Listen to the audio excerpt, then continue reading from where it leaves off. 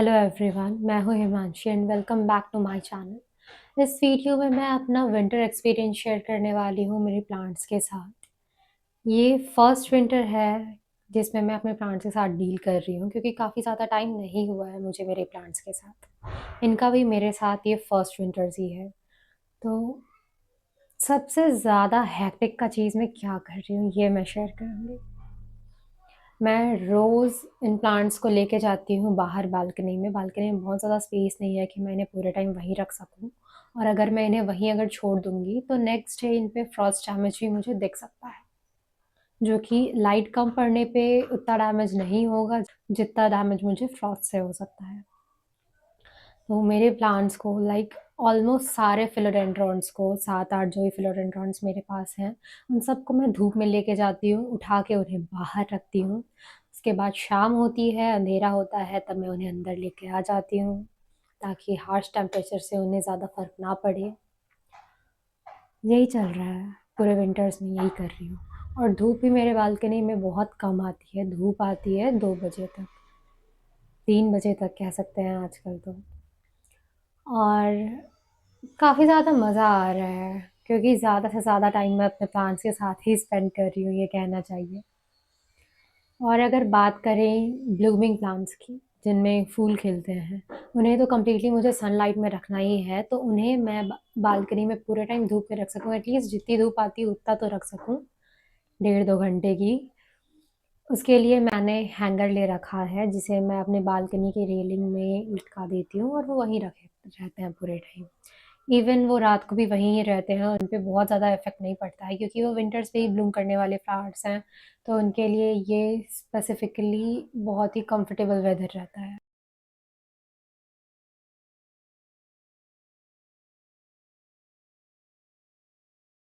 बात करें मॉन्स्टेरास की, स्नेक प्लांट्स की, इन्हें भी मैं कंप्लीट सनलाइट पे ही रखती हूँ।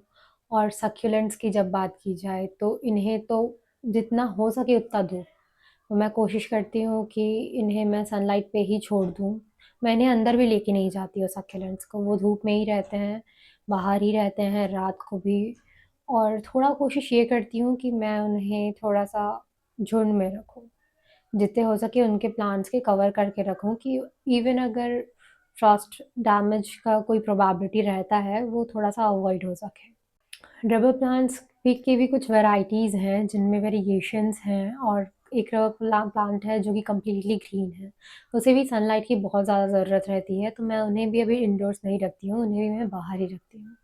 बेसिकली अभी मेरा ये एक तरह का डेली रूटीन बन गया है कि रोज़ 20 से 30 प्लांट्स को बाहर बालकनी में लेके जाके रखना है और उन्हें शाम होते ही अंदर लेके आना है। काइंड ऑफ वर्कआउट है मेरे लिए ये। और उन प्लांट्स की बात की जाए जो कंप्लीटली आउटडोर ही मैं रखती हूँ, कोई सा भी वेदर रहे, उनकी मैंने मल्चिंग कर रखी है, जिसके बेनिफिट्स मैंने लास्ट कुछ वीडियोस में शेयर किया था, उसे देख सकते हैं। और जितने भी वेरीगेटेड प्लांट्स होते हैं, किसी भी वैरायटी के रहे, उन्हें तो सनलाइट की बहुत ज़्यादा ज़रूरत होती है, बिकॉज़ उनके पास बहुत ही कम क्लोरोफिल होता है, और उतने ही क्लोरोफिल को पूरे प्लांट के लिए काम करना पड़ता है, क्योंकि वेरीगेटेड जो पार्ट होते हैं, उनका भी स्ट्रेस उस छोटे से अमाउंट ऑफ क्लोरोफिल को ही लेना पड़ता है, पार्ट ऑफ लीफ को लेना पड़ता है, उनका भी देखभाल, पालन-पोषण उन्हें ही करना पड़ता है। इस विंटर्स मुझे ये डर था कि कहीं मैं नए प्लांट्स लेके ना आ जाऊँ, क्योंकि उनका केयर एक्स्ट्रा करना पड़ता है। क्योंकि विंटर्स का वेदर बहुत ही ज़्यादा हार्श होता है, और उस पे प्लांट्स को जब नया एनवायरनमेंट मिलता है तो उन्हें एडजस्ट करने में प्रॉब्लम होती है। इवन कुछ-कुछ प्लांट्स तो ऐसे होते हैं जिन्हें आप रिपोर्टिंग भी ना करें, बट दूसरे जगह से किसी और जगह आप लेके आएँ तो उनका हालत ख़राब हो जाता है। और फिर भी इस विंटर्स मैंने बहुत ही सारे प्लांट्स ऐड ऑन किए हैं, और मैंने उनकी रिपोर्टिंग भी की है।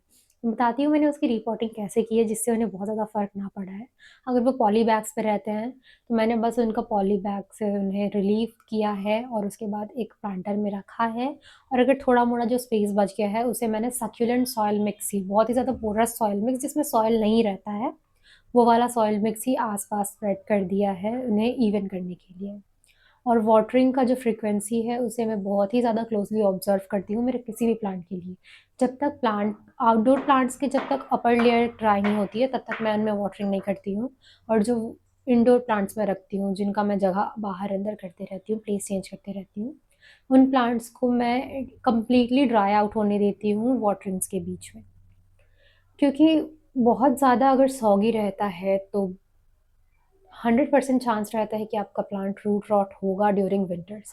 और जैसे कि फिलोडेंड्रॉन्स हो गए, मॉन्स्टेरा की वैरायटी हो गई, इवन रबर प्लांट्स, इन सब का कई जगह प्रोबेबिलिटी बहुत ही कम हो जाता है विंटर में सर्वाइवल का। क्योंकि टेम्परेचर यहाँ बहुत ज़्यादा अप ऊपर-नीचे होता ही रहता है।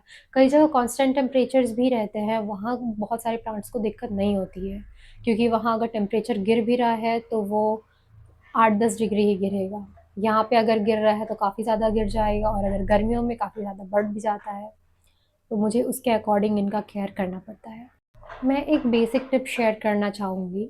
अगर आपके प्लांट में वेरिएशंस हैं, अगर आप जैसे सिंगोनियम है, उसपे पिंक है, व्हाइट है, फाइकस है, उसपे थोड़ा-सा क्रीमिश सा वेरिएशन है। जितने भी डिफरेंट अतरंगी कलर के प्लांट्स होते हैं, उन्हें ज़्यादा धूप की ज़रूरत होती है। ग्रीन वाले प्लांट्स को भी होती है, लेकिन जो डार्कर ग्रीन साइड के प्लांट्स होते हैं, उन्हें आप इंडोर्स रखेंगे तो भी उन्हें बहुत ज़्यादा प्रॉब्लम नहीं होगी। कभी-कभी उन्हें आप धूप दिखा दीजिए, वो उनके लिए इनफ होता है। और फ्लावरिंग प्लांट्स का जैसा मैंने कहा है, कोई सा भी फूल ऐसा नहीं है जो घर के अंदर खिलेगा। अगर उनमें ब्लूमिंग हो रखी है तो you need to keep it in sunlight, और इस पे ब्लूमिंग नहीं हो रही है तो आप उसपे सनलाइट की कमी कर रहे हैं। पोटैश का ग्रैन्यूल्स मैं इनमें 2 वीक्स के गैप में डालते रहती हूँ, जितने भी ब्लूमिंग प्लांट्स हैं उनमें, क्योंकि ये उनका पीक टाइम रहता है ब्लूम करने का। जैसे मेरे पास कुछ, क्या नाम है उसका?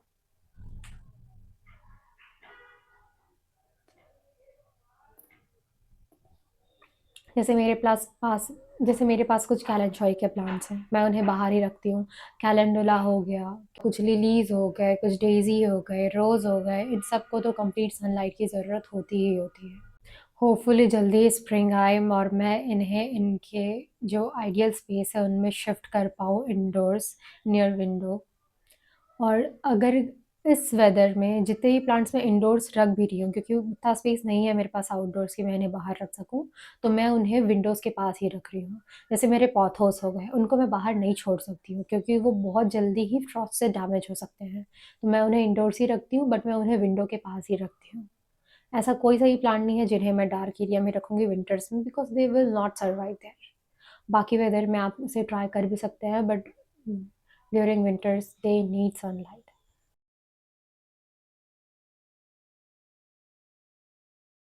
और फर्टिलाइज़ेशन की अगर बात की जाए तो जितने भी इंडोर प्लांट्स हैं, मैंने उनकी फर्टिलाइज़ेशन बिल्कुल भी नहीं की है, ना ही मैं करूँगी। ना ही मैं उनमें लिक्विड फर्टिलाइज़र जैसे सीवीड एक्सट्रैक्ट हो गया, वो सब की भी वाटरिंग नहीं करती हूँ। ना ही मैं उनकी लीफ से स्प्रे करती हूँ, ना ही मैं उनके वाटर में उसे वाटरिंग करती हूँ सीवीड एक्सट्रैक्ट का। मैं किसी भी तरह के डीएपी, पोटाश, प्रोम कुछ भी नहीं डालती हूँ, वर्मी कंपोस्ट। अब डायरेक्टली जब स्प्रिंग आएगा, जब इनका ग्रोइंग सीज़न रहेगा, तभी मैं इनमें इनके लिए फर्टिलाइज़र, कंपोस्ट, किसी भी तरह का जो ऑर्गेनिक मैटर है, वो इस पे डालने वाली हूँ। और बहुत सारे प्लांट्स को रिपोर्टिंग की ज़रूरत भी है। मैं बस चाहती हूँ कि मैं उन्हें थोड़ा-सा और पुश कर सकूँ इस विंटर्स, ताकि जब मिड मार्च आए या फिर मार्च का स्टार्टिंग आए, तब जाके मैं इनकी रिपोर्टिंग करूँ। कुछ-कुछ प्लांट्स हैं जिनकी रिपोर्टिंग मैंने की थी, और मैंने उसे कंप्लीट सनलाइट में ही रखा था उनकी रिपोर्टिंग करने के बाद, क्योंकि मुझे करना पड़ा था उनका रिपोर्टिंग। जैसे मेरा चाइनीज़ मनी प्लांट हो गया, वो कंप्लीटली रूट बाउंड हो गया था, उसके पास बहुत ज़्यादा स्पेस नहीं था नया ग्रोथ करने के लिए। उसके जो लीव्स थे वो बहुत ही ज़्यादा येलो होते जा रहे थे, हर अगले दिन 5-6 लीव्स उसके येलो हो जा रहे थे, तो उसे बहुत ही ज़्यादा ज़रूरी था कि मैं रिपॉट करूँ। तो मुझे उसे रिपॉट करना पड़ा, थोड़े से बड़े कंटेनर में डालना पड़ा। तो मैंने उसपे नहीं डाला कोई भी फर्टिलाइज़र, मैंने बस उसमें सॉइल का कंटेंट ही इंक्रीज़ किया था। जैसा कि मैंने बताया कि प्लांट्स के साथ मेरा ये फर्स्ट विंटर्स है, तो मैं बहुत कुछ सीख रही हूँ, काफ़ी ज़्यादा एंगेज भी रहती हूँ। एंड प्लांट्स के साथ वर्क करना is a kind of therapy. मुझे कभी भी स्ट्रेस नहीं होता है कि मुझे इतना सारा काम करना पड़ रहा है, मैंने इतने सारे प्लांट्स रखे हैं, मैं कैसे इनके साथ डील करूँगी, नहीं। मैं खुश रहती हूँ। जिस दिन मेरे पास प्लांट से रिलेटेड कोई काम नहीं रहता है, उस दिन मुझे बहुत ज़्यादा एंग्ज़ायटी सी फ़ील होने रहती है, मैं क्या करूँ, मैं क्या करूँ? और वो जो एंग्ज़ायटी रहती है, उससे मैं कुछ प्लांट्स को डिस्टर्ब कर देती हूँ, जो कि मुझे नहीं करना चाहिए। But they also understand me, and they have learned how to cope with my anxiety. सबसे इम्पोर्टेंट होता है इनके लीव्स को क्लीन करना, और मैं बिल्कुल भी वेट क्लॉथ यूज़ नहीं करती हूँ, मैं माइक्रोफाइबर का क्लॉथ यूज़ कर लेती हूँ कभी-कभी। कभी-कभी मैं टिश्यूज़ यूज़ कर सकती हूँ। You it this might sound quite rude for plants, but paper भी आप यूज़ कर सकते हैं इसके डस्ट को वाइप ऑफ करने के लिए। आपको पेपर को एकदम स्ट्रेट यूज़ करना है, जिससे कि उनके जो पोर्स होते हैं वो ज़्यादा डैमेज ना हों। और अगर मैं इन्हें वेट टॉवल या फिर कुछ भी वेट क्लॉथ के साथ इन्हें वाइप करती हूँ, तो जो पोर्स हैं वो ब्लॉक होने के चांसेस बढ़ जाते हैं ड्यूरिंग विंटर्स, क्योंकि इन्हें ट्रांसपिरेशन की बहुत ज़्यादा ज़रूरत होती है, क्योंकि रूट्स को हेल्प तभी मिल पाएगी वाटर को एब्ज़ॉर्ब करने के लिए जब लीव से ट्रांसपिरेशन होगा। Stay tuned for more such informative videos, और मैं ऐसे ही अपने एक्सपीरियंस शेयर करने वाली हूँ आगे के वीडियोज़ में।